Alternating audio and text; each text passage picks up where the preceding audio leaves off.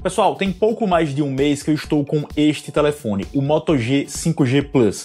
Um bom tempo como meu principal, horas como aparelho secundário. E uma boa notícia que posso dar já de cara é que as impressões positivas do primeiro vídeo que fiz sobre ele se mantêm. É o meu Moto G preferido dos últimos anos. Pode ter quem me ouça dizer isso e argumente algo como, claro, se é o último lançado, ele obviamente vai ser o melhor. Mas eu tô considerando cada telefone em sua época. Por exemplo, o meu Galaxy S preferido é o S9, que certamente perde do S20, do S10, que testei há menos tempo. Bom, uma característica muito destacada na publicidade deste cara é a capacidade 5G que ele traz. Tá no nome. Mas é algo que nem compõe os motivos que me fazem gostar tanto dele. Até porque a gente tem no Brasil um tipo de 5G adaptado, limitado e pouco difundido. Para recebermos o verdadeiro ainda vai levar um belo tempo. O que me deixou satisfeitíssimo no Moto G 5G Plus é que com ele a Motorola deu um salto maior que o convencional para essa linha de smartphones. O processador é bom, um dos melhores intermediários atuais. Ele tem muita memória RAM, bateria grande e tela com uma alta taxa de atualização, 90 Hz. Para quem não sabe do que se trata, como eu costumo explicar, digamos que o movimento da imagem nesse Moto G é formado por muito mais frames por segundo, muito mais fotos para criar o que a gente vê se mexendo. Na prática, o display dele parece mais real, mais fluido, o que ainda é pouco encontrado nos telefones que não são os mais caros. O convencional hoje ainda são telas com 60 Hz. Resultado disso é que este é um aparelho muito agradável de se mexer, que passa grande sensação de agilidade. Sem dúvidas pode ser confundido com o top de linha nesse sentido de performance diária, inclusive porque depois de 5 semanas em uso, acho que ele continua operando da mesma maneira, abrindo apps de forma rápida e satisfatória. A tela fluida com 8 GB de memória RAM e bom processador formam um combo até inesperado quando vem da Motorola, que estava sendo um pouco conservadora nesse lance de ir para frente nos intermediários. Alguns jogos são até habilitados para a responsividade maior e dão um feedback mais imediato, 1 para 1, aos movimentos que você faz com o dedo. Vejam só, essa ainda é uma tela LCD que não tem cores tão vibrantes quanto os novos iPhones ou um Galaxy S20 da vida, mas não deixa de ser acima da média pelo que descrevi.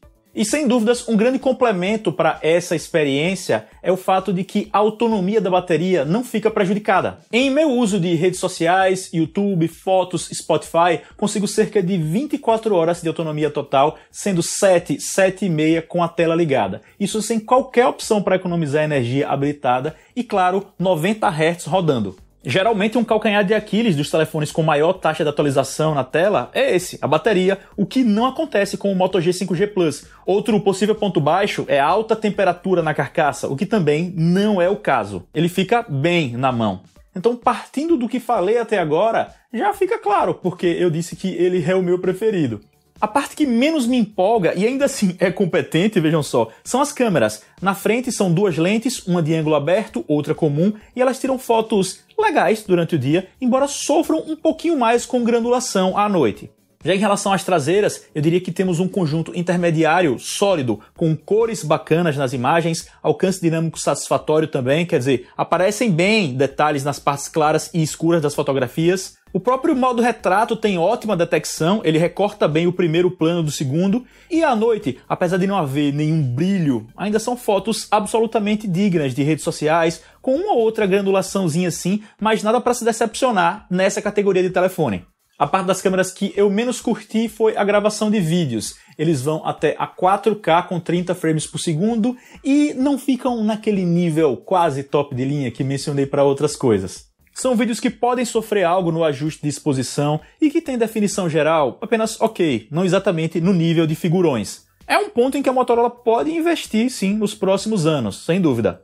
Em relação à construção, eu ainda não falei, mas o leitor de digitais na lateral funciona bem. Talvez quem tenha mãos menores sofra alguma coisa, não é o meu caso, falo por mim, né? O som não é estéreo, sai só por baixo, tem volume digno.